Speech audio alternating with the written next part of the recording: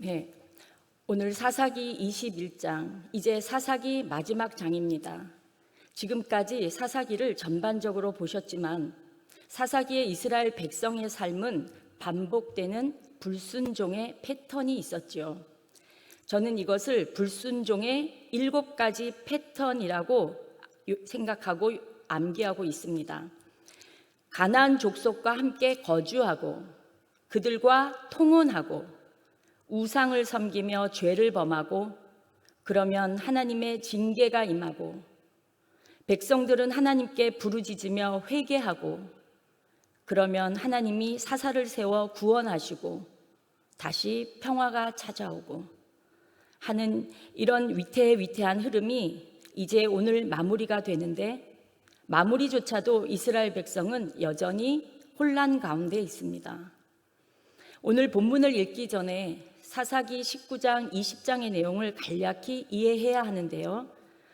어떤 레위 사람의 첩이 베냐민 지파의 불량배에게 몹쓸 짓을 당한 후에 그 레위 사람의 첩은 죽은 시체가 되었고 레위 사람은 첩의 시체를 12덩이로 쪼개어 각 지파에 보냈더니 이스라엘 모든 지파가 모여 베냐민 지파가 그럴 수가 있느냐 하고 40만 명의 군대를 만들어 베냐민 지파를 진멸하고자 하는데 이를 상대하기 위해 베냐민 지파는 겨우 26,700명의 군대를 만들어 싸우니 결과는 베냐민 지파에 남자 600명만 겨우 남기고 25,000명이 모두 전쟁에서 죽었던 것입니다.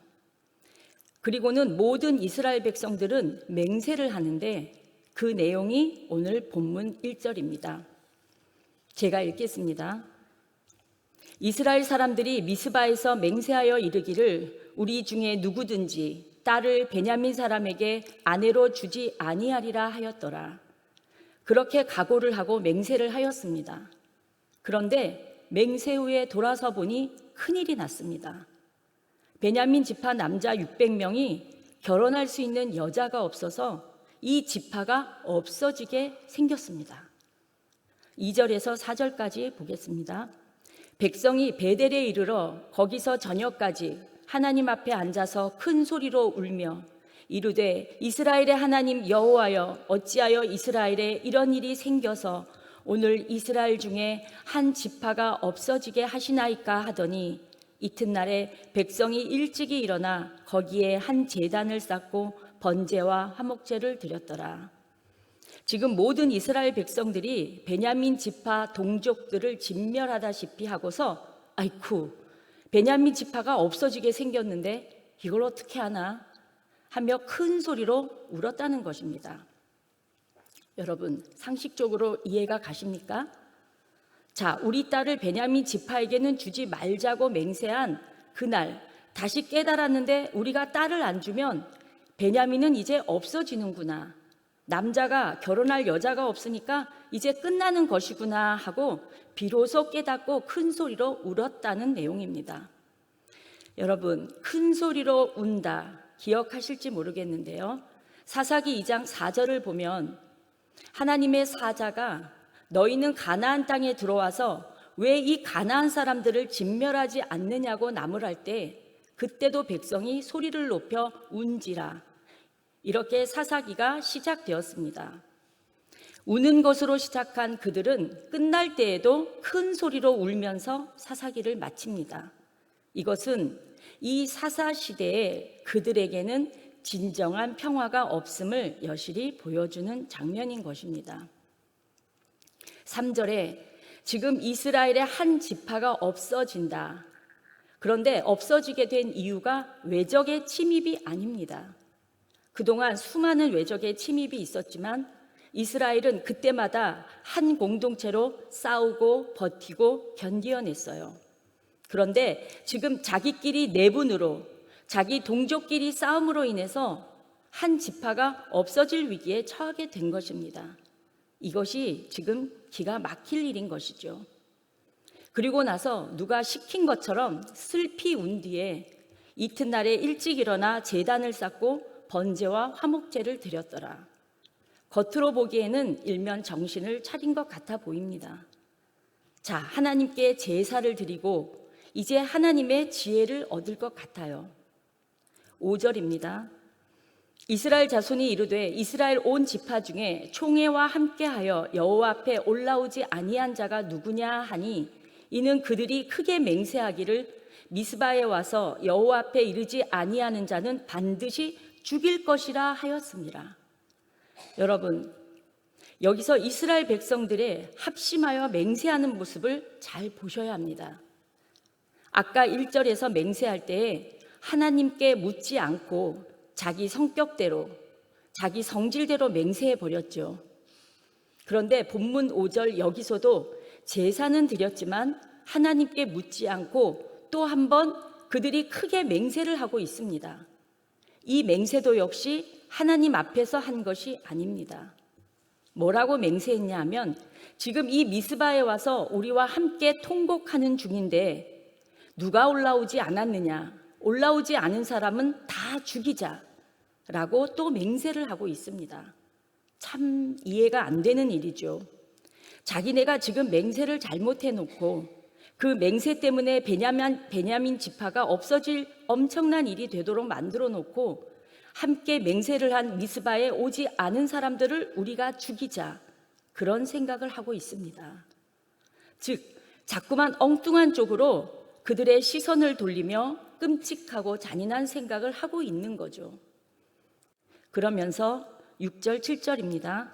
이스라엘 자손이 그들의 형제 베냐민을 위하여 뉘우쳐 이르되 오늘 이스라엘 중에 한 지파가 끊어졌도다. 그 남은 자들에게 우리가 어떻게 하면 아내를 얻게 하리요? 우리가 전에 여호와로 맹세하여 우리의 딸을 그들의 아내로 주지 아니하리라 하였도다. 자, 이제 어떻게 하면 베냐민 지파를 끊어지지 않게 할 것인가? 그들이 찾아낸 기가 막힌 방법이 생각났습니다. 이스라엘 민족이 미스바에 모여서 함께 맹세한 것이 있죠. 두 가지입니다. 첫 번째 맹세는 베냐민에게 딸을 주지 말자였고, 두 번째 맹세는 미스바에 올라오지 않은 사람을 죽이자입니다. 그러니까 이 인간적인 두 개의 맹세를 서로 연결하여 지혜를 얻은 결론입니다. 그것이 8절로 9절입니다.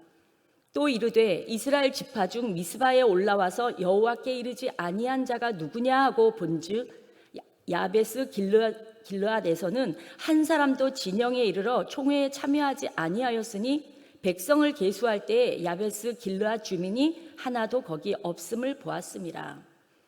베냐민 지파 남자를 결혼시키기 위해 600명의 여자가 필요한데 지금 길르앗 야베스에서는 한 사람도 미스바에 와서 우리와 함께 울며 통곡하지 않았다. 그러니까 너희가 이제 우리의 타깃이다. 이런 방법을 아이디어로 낸 것이죠. 10절로 12절입니다.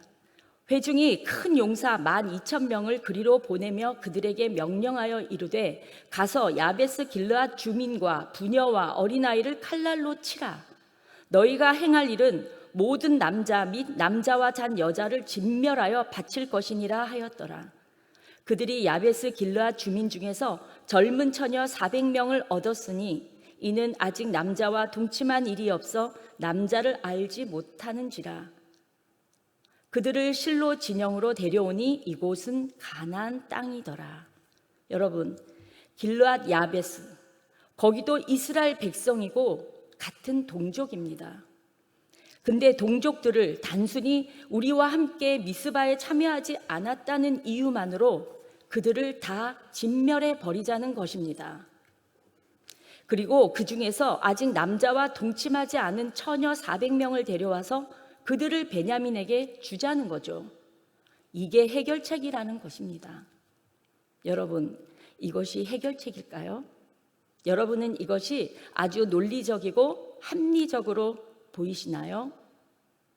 베냐민 지파라는 자기 동족을 사랑하지도 용서하지도 않고 제대로 분석하지도 않고 평화롭게 대하지도 않고 단지 레위 지파의 한 사람의 말만 듣고 그것이 의로운 것이냐 성질대로 다 죽여버리고 이제 600명밖에 남지 않은 베냐민 지파 남자들의 결혼 문제가 걸리니까 여자로 짝을 맞춰줘야 되는데 여자가 없어서 또 다른 동족 길르앗 야베스의 남자를 다 죽여버리고 남은 길르앗 야베스의 여자만, 그것도 처녀만 데려다 짝을 맺어주자.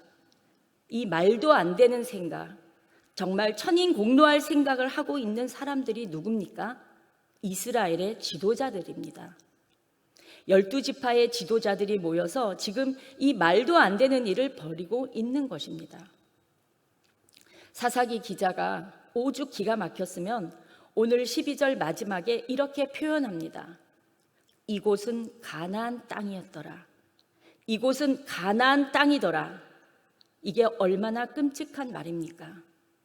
가나안 땅에서는 다 이렇게 했고 가나안 땅은 이렇게 해도 된다는 것입니다. 이 말도 안 되는 이야기가 가나안 땅에서는 가능했다는 것입니다. 여러분, 이 모습이 바로 우리 자신들의 모습입니다.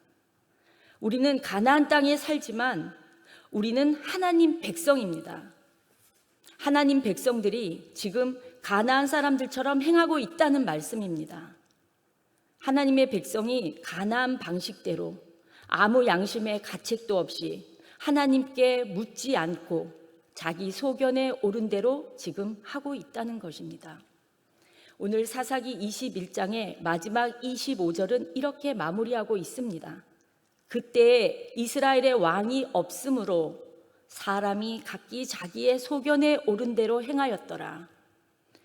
자기 마음대로 맹세하고 그 맹세를 지키기 위해서 또 다른 맹세를 하고 그 맹세를 지키기 위해서 또 새로운 맹세를 만들어내고, 그래서 인간의 지혜대로 함부로 사람을 죽이고, 그리고 하나님이 정하신 가장 중요한 공동체인 가정과 교회를 깨뜨리는 것, 그것은 바로 이스라엘 백성이 왕이 없는, 하나님이 왕이 되지 못하는 삶을 살았기 때문입니다.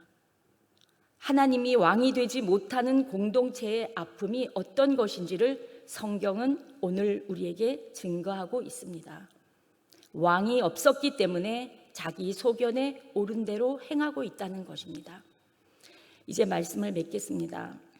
이 사사기를 마무리하면서 우리가 잊지 말아야 할 교훈이 무엇일까요?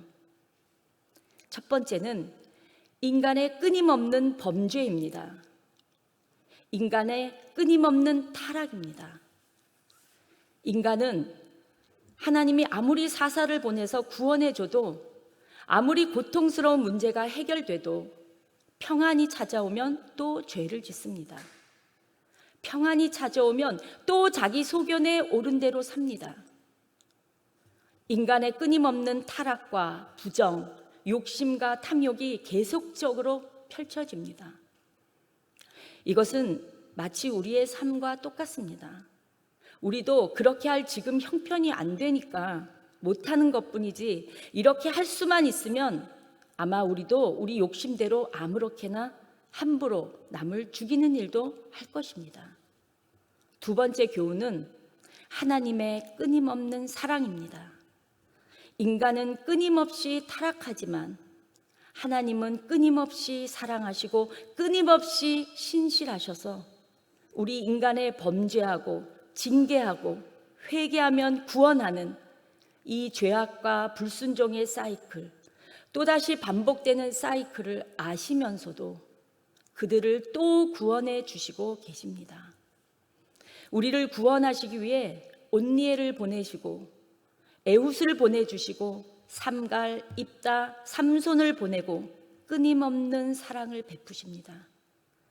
하나님께서 지속적으로 죄를 짓고 불순종하는 이스라엘 백성들을 포기하지 않고 붙잡으시기 때문에 이렇게 그들의 역사가 이어져 오는 것이 아니겠습니까? 이제 베드로전서 1장 18절과 19절을 읽으면서 오늘 말씀을 마무리하겠습니다. 제가 읽겠습니다. 너희가 알거니와 너희 조상이 물려준 헛된 행실에서 대속함을 받은 것은 은이나 금같이 없어질 것으로 된 것이 아니요 오직 흠없고 점없는 어린 양 같은 그리스도의 보배로운 피로 된 것이니라. 우리의 헛된 행실, 조상으로부터 내려오던 헛된 죄와 탐욕이 대속함을 받은 것은 은과 금이 아니라 오직 흠없고 점없는 어린 양 같은 그리스도의 보배로운 피로 된 것이라는 사실을 기억하고 항상 하나님께 감사하고 순종하는 삶을 살아내시기를 예수 그리스도의 이름으로 축복합니다. 기도하겠습니다. 만왕의 왕이신 하나님, 오늘까지 사사기의 1장부터 21장까지의 모든 내용을 다 살펴보았습니다. 우리 시대의 아픈 현실을 보는 것과도 같아 말씀을 보는 내내 마음이 아프고 찔리고 혼란스럽습니다. 하나님의 사랑과 신실하심이 우리 가운데 임하여 다시 한번 이 사사기와 같은 험한 세상을 이겨내는 그리스도의 보혈의 능력을 붙잡게 하여 주시옵소서. 그리하여 오직 흠없고 점없는 예수 그리스도의 피가 우리를 인도하셔서 믿음 안에 바른 길을 걸어가는 우리 모두가 되게 하여 주시옵소서. 예수님의 이름으로 기도합니다. 아멘.